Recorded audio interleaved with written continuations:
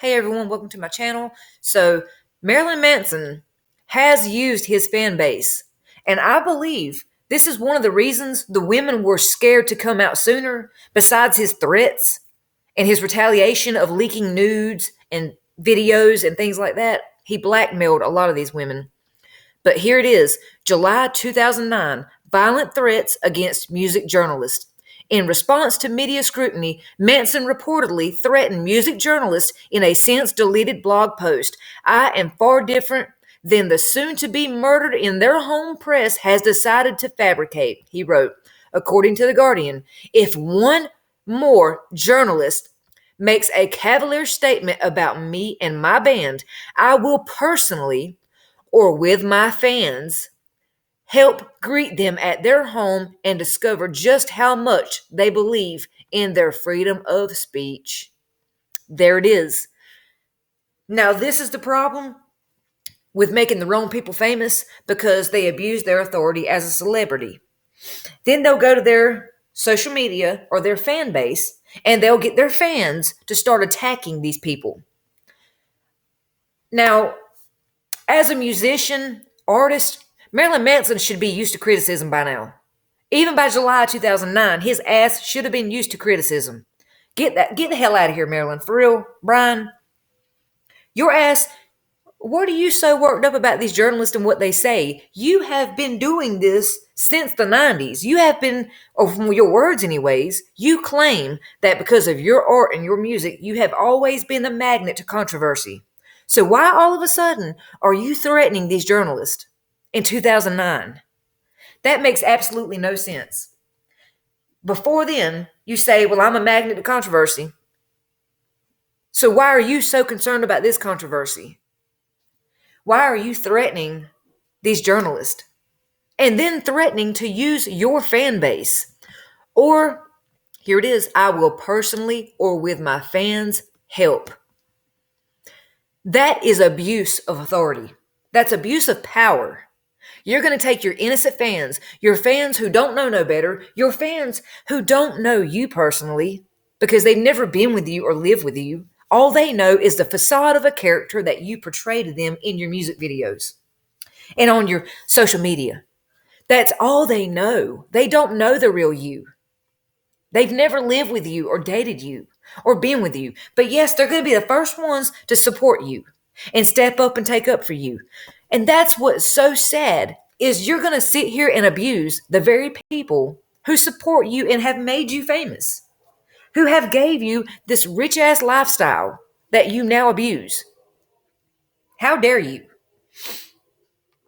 You know, and another thing. Okay, Twiggy Ramirez allegations. Ramirez, longtime bassist, was accused by jack-off Jill singer Jessica Adams of sexual and psychological abuse while they dated in the 1990s. Following the allegations, Ramirez, real name Jordy White, was removed from Manson's touring party. Manson said in a statement announcing the exit, he knew nothing about these allegations until very recently and am saddened by Jessica's obvious distress.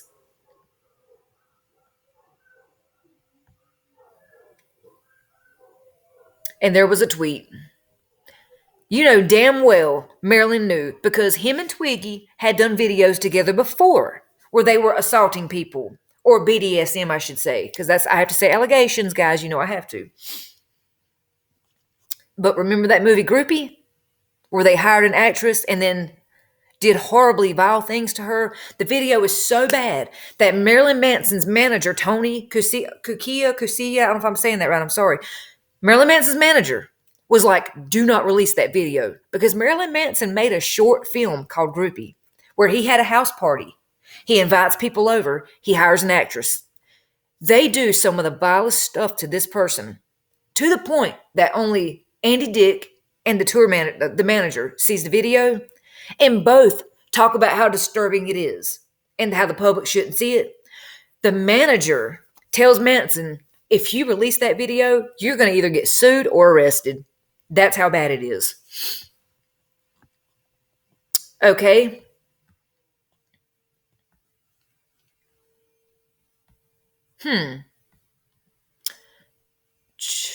Okay.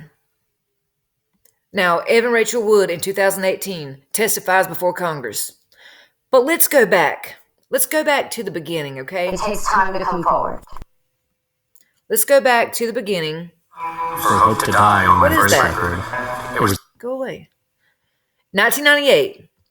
The Long Hard Road Out of Hell. Manson's autobiography featured a number of anecdotes which Chicago reader Jim called out a time for generally mistreating one or more women per page. In a particularly gruesome chapter, Meeting the Fans, Meet and Greet, Manson recalled a deaf fan who got covered in raw meat and had sex with a number of the band members before getting urinated on by Manson and his bandmate. With that encounter was presented as consensual by Manson. Another featuring Nine Inch Nails' Trent Reznor stirred controversy. The chapter, which resurfaced online recently, details how Reznor and Manson allegedly physically and sexually assaulted an intoxicated woman in the 90s. Now, on February 3rd, 2021, Trent Reznor issued a statement to denounce his one-time collaborator. I have been vocal over the years about my dislike of Manson as a person and cut ties with him nearly 25 years ago. Reznor said in his statement to Pitchfork, as I said at that time, the passage from Manson's memoir is complete fabrication. I was infuriated back then, and I remain so today. But here's my question. Why would Marilyn Manson just make that up? You know, Marilyn Manson stands will still tell you there's no way he abused Evan or Esme or Ashley or Ellie or Don or there's no way. He fucking admitted to it. He admitted, not to them, but he admitted in his own memoir that he sexually and physically assaulted an intoxicated woman with Trent Reznor. So whether or not Trent Reznor was there, Brian Warner, Marilyn Manson, is still admitting that he did this. He wrote it in his fucking book. Oh my gosh. These stands get on my nerves, y'all. I was a stand too. I was a stand for 25 years, y'all.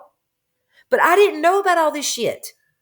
I thought he was just that artist who helped us to express ourselves and, gave us a way out of our, realities that was, our rough, harsh lifestyle every day that we could express ourselves and just have a little bit of a fantasy to live in, and express our looks, our life, our style, and our music and our art, and have a community where we could express together.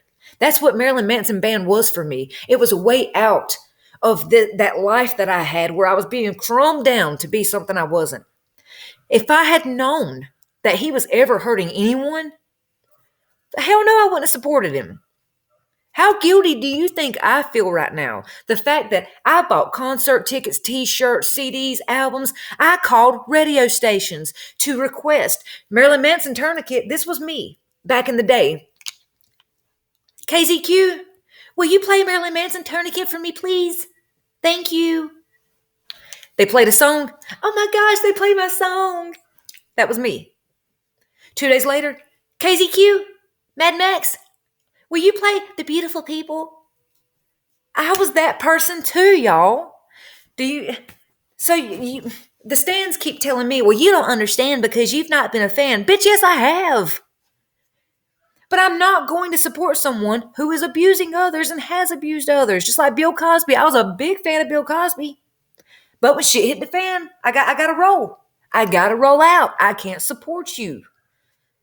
December 2001, assault and sexual misconduct. Manson was charged with assaulting security guard Joshua Kiesler after he allegedly spit on the man's head, rubbed his G-string clad genital area on it during a concert at the DTE Energy Music Theater in Clarkston, Michigan. He was accused of felony fourth-degree criminal sexual conduct along with misdemeanor assault and battery. Manson pleaded a no contest to disorderly conduct and received a $4,000 fine. He and the security guard eventually reached a settlement. And see, that's what happens in Hollywood. That's what happens. They get them settlements. They put on the celebrities put on their neck brace and then they go to court like, well, I'm a celebrity. Feel bad for me. Feel bad for me. I have it so rough. Let me just settle this out of court. Let me just settle out of court with them. Okay? No. How about you actually charge their ass, celebrity or not, and put them in a regular prison where our asses go? You know? Then you got the wrongful death lawsuit of Jennifer. I didn't even know about that. But apparently, following the death of actress Jennifer Sim, her mother, Maria St. John, sued Manson for wrongful death, alleging that he gave her drugs and encouraged her to drive while inebriated. I'd never even heard about that. So I'm saying, as a fan, I hadn't even heard about some of these things. Now, I had heard about the security guard thing, but the story that I heard was different, and I was younger. Back then, I was like 15, I think. So of course I heard the story that, oh, they got into a fist fight and Manson won, and that, I didn't hear this story, which I still was a kid. I wouldn't have understood it anyways. Anyways, I just wanted to show you guys this. Go to billboard.com and look at the timeline of abuse allegations against Manson. And it also talks about where Marilyn Manson tries to say that his interview with Spin Magazine, where he says he wanted to smash her skull in with a sledgehammer, that was just to promote his record album. That was just to promote his album. It wasn't nothing personal, even though he does claim he self-harmed after they split up, and she says that, yes, he threatened her in that way. Now he's claiming that, oh, that was just a part for the debut of my album. That was it. Oh, well, that was convenient, right? That's fucking convenient. Okay, let me get off this little rage for right now. Anyways, thanks for watching, y'all. I love you all. Comment, like, share. Hey, holler at me, okay?